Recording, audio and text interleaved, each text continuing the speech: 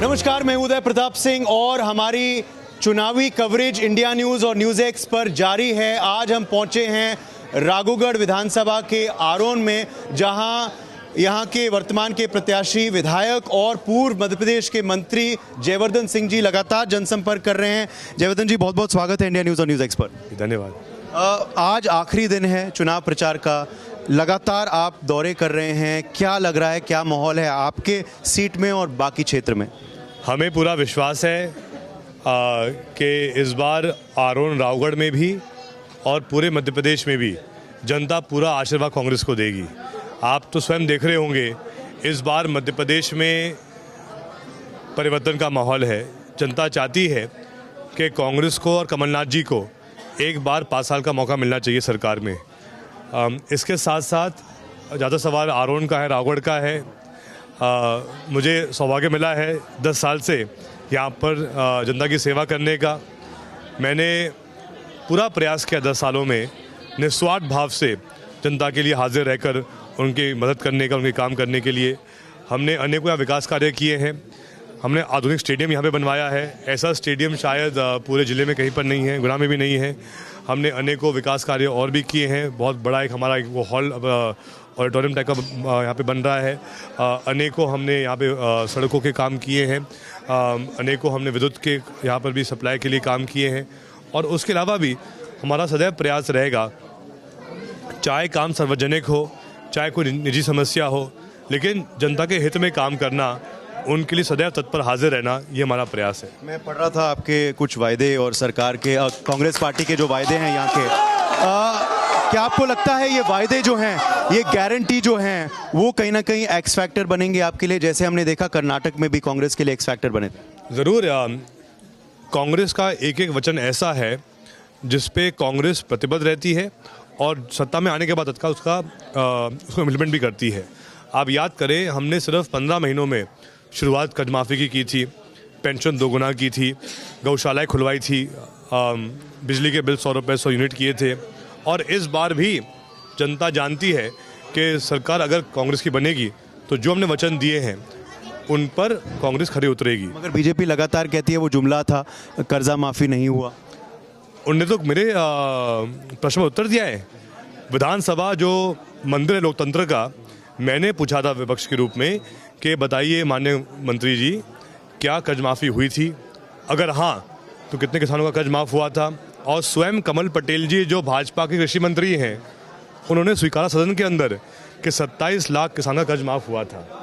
ये मैं नहीं कह रहा हूँ, ये भाजपा के मंत्री ने सदन के अंदर कहा है। मेरे पास लिखित में मेरे पास इसकी पूरी डिटेल है। तो अगर भाजपा ही स्वयं स्वीकार रही है तो फिर वो कौन होते हैं गुमराह करने वाले? इसके साथ साथ अनेक और ऐसे मुद्दे हैं जिन पर हमने इस बार भी कहा है, क्योंकि किसान ये भी कह रहा है कि कर्ज माफ़ी के साथ साथ जो किसान ऐसे हैं जिन पर कर्ज नहीं है, उनके लिए आप क्या करोगे? और आज किसान भाजपा से इसलिए आक्रोशित है क्योंकि भाजपा के राज में किसान को अपनी फसल का सही दाम नहीं मिल रहा है। हमने इसलिए इस बार तय किया है कि गेहूं की फसल की खरीदी में भी कांग्रेस पार्टी 2600 रुपये प्रति क्विंटल की खरीदी करेगी, जिससे कि किसान को अपने फसल के भाव में और लाभ मिलेगा, किसान की आय में वृद्धि होगी। इसके अलावा हमने युवाओं के लिए विशेषकर कहा है कि 2 लाख से अधिक सरकारी नौकरियां निकाली जाएंगी, जिनमें से 1 लाख सरकारी पद पंचायतों के लिए रहेंगे। क्योंकि आज युवा कहीं ना कहीं भाजपा से नाराज़ इसलिए है क्योंकि भाजपा ने वादा किया था अनेकों सरकारी पद देने के लिए, नौकरियां देने के लिए, लेकिन अगर भाजपा ने कुछ दिया है युवाओं को तो व्यापक घोटाला दिया है। अगर भाजपा ने कुछ युवाओं को दिया है तो पटवारी भर्ती घोटाला दिया है। हर प्रकार से भाजपा ने हमारे युवा पीढ़ी के साथ, शिक्षित युवाओं के साथ बहुत बड़ा धोखा किया है। आपका दावा है कि युवा जो है और किसान जो है वो कांग्रेस पार्टी के साथ खड़ा रहेगा, मगर बीजेपी कहती है, शिवराज चौहान कहते हैं, अमित शाह जी कहते हैं, नरेंद्र मोदी जी कहते हैं कि लाडली बहना जो हैं, लाडली बहनाएं और महिलाएं जो हैं, वो सब बीजेपी की तरफ हैं और वो कहीं ना कहीं बाजी पलटाएंगे।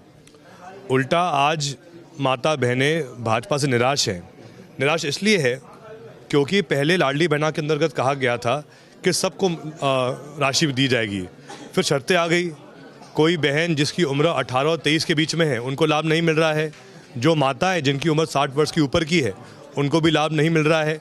और परिणाम ये हुआ है, हमारे पास तो आंकड़े हैं, कोई भी शहर में, कोई भी गांव में अगर 100 माता बहनें हैं, मुश्किल से 40% को लाभ मिल रहा है। आज भी 60% माता बहनें ऐसी हैं जिनको लाभ नहीं मिल रहा लाडली बहना का।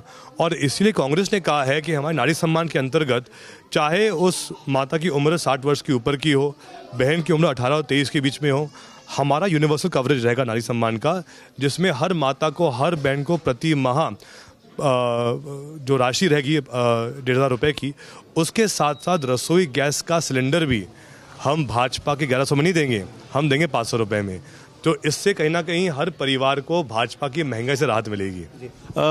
अगर राघोगढ़ की बात करें तो आपको, जैसे आप कह रहे हैं, सौभाग्य मिला है यहाँ सेवक बनने का। पिछले 10 सालों से आपके परिवार ने भी यहाँ काफ़ी गढ़ माना जाता है कहीं ना कहीं आपके परिवार का। मगर इस बार प्रधानमंत्री जी आए गुना, इस बार गृह मंत्री जी आए हैं रावगढ़, सिंधिया जी के दौरे हुए हैं। कल ही मैं उनका भाषण सुन रहा था, वो कह रहे थे कि आपके ही परिवार ने यहाँ विकास को लॉक करके रखा हुआ है और इस बार परिवर्तन होता है। तो ये जो रणनीति बनाई उनने आपको घेरने की, आपके परिवार को घेरने की, इस पे आप क्या कहेंगे? सिंधिया जी से आप पूछिए कि बमोरी क्षेत्र जहाँ से वो सांसद रहे अनेकों बार, उनके परिवार के अनेक सदस्य वहाँ से सांसद रहे हैं, उनके ही विधायक वहाँ पे मंत्री भी हैं।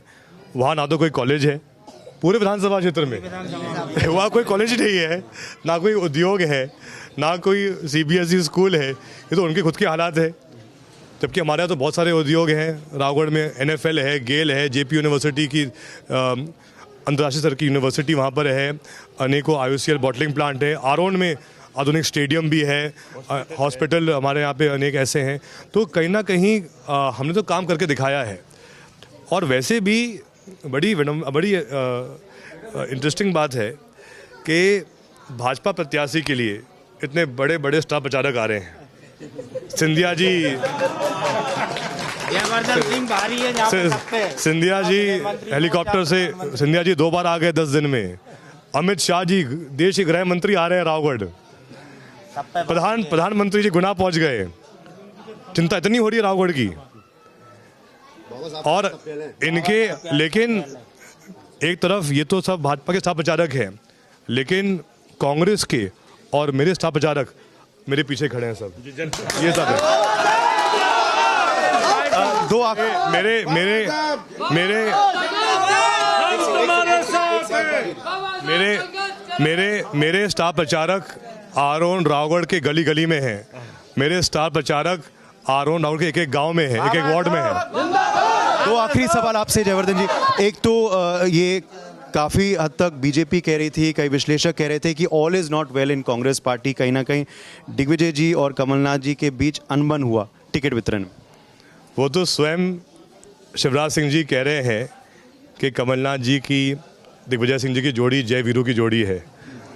और जैसा शोले में हुआ था वैसा ही इस बार मध्य प्रदेश में होगा। जो भाजपा कहीं ना कहीं गब्बर के अहंकार का प्रतीक है, और कमलनाथ जी और दिग्विजय सिंह जी जय वीरू की जोड़ी गब्बर का जो अहंकार है उसको खत्म करेगी इस बार। आखिरी सवाल आपसे कि क्या ये माना जाए कि ये जो चुनाव हैं, जो मध्य प्रदेश में भी चल रहे हैं, छत्तीसगढ़ में भी चल रहे हैं, राजस्थान में चल रहे हैं, तेलंगाना में चल रहे हैं, मिजोरम में चल रहे हैं, इनका परिणाम कहीं ना कहीं सेमीफाइनल रहेगा for 2024? Do you believe Jaivardhan? जरूर इसका असर रहेगा। एंड आई ऑल्सो बिलीव कि इस बार जो राहुल गांधी जी ने भारत जोड़ो यात्रा की है, भारत जोड़ो यात्रा के माध्यम से एक राहुल जी की अलग पहचान बनी है। उनकी लोकप्रियता बिल्कुल की एक नई उसमें उनको दिशा मिली है। और हमें पूरा विश्वास है कि देश का हर एक मतदाता चाहता है कि राहुल जी को मौका मिलना चाहिए प्रधानमंत्री के रूप में। Thank you so much Jaivardhan for talking with us. तो ये थे जयवर्धन जी जो दावा कर रहे हैं कि दोबारा यहाँ से विधायक बनेंगे राघोगढ़ से, और उनका कहना है कि कांग्रेस पार्टी की कहीं ना कहीं गारंटीज, जो उनके घोषणा पत्र और जो वायदे किए हैं उनने जनता से, ये एक्स फैक्टर बनेंगे मध्य प्रदेश चुनाव में। कैमरामैन दिनेश ठाकुर के संग उदय प्रताप सिंह, इंडिया न्यूज और news x, Madhya Pradesh.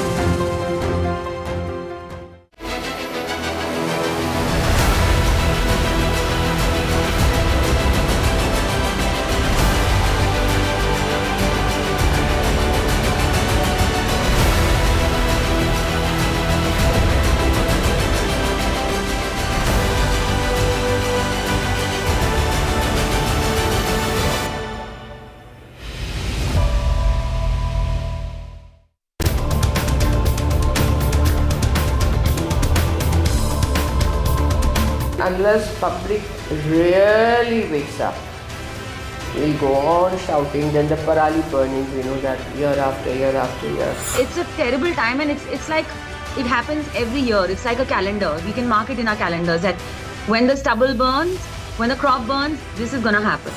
Stubble burning is not the only reason, but a major reason. The Delhi government has been a monumental catastrophic failure. I had to step out, so how do we live with this, I guess, is a question that I've been wondering lately. I think year on year it's a very, very serious problem, and we all as citizens need to do something about it. The air currently is capable of harming a lot of people. Every citizen is suffering from this air pollution, especially in Delhi. We are facing a lot. We have been seeing this winter is ending like even summer also very hot. This year I think it has been worse compared to last year because we barely see the sun nowadays. Delhi needs serious consideration in the vehicles it has on the road, in the traffic jam it has on the road. Now I know it's a tinderbox. I know that we are all breathing poison.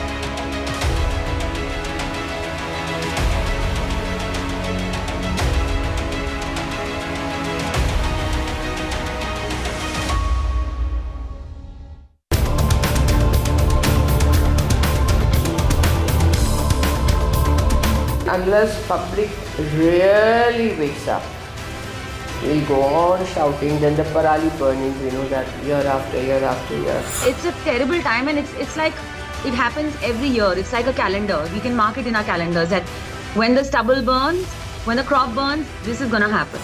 Stubble burning is not the only reason, but a major reason. The Delhi government has been a monumental catastrophic failure. I had to step out, so how do we live with this, I guess, is a For more such videos, subscribe to the NewsX YouTube channel, hit the bell icon.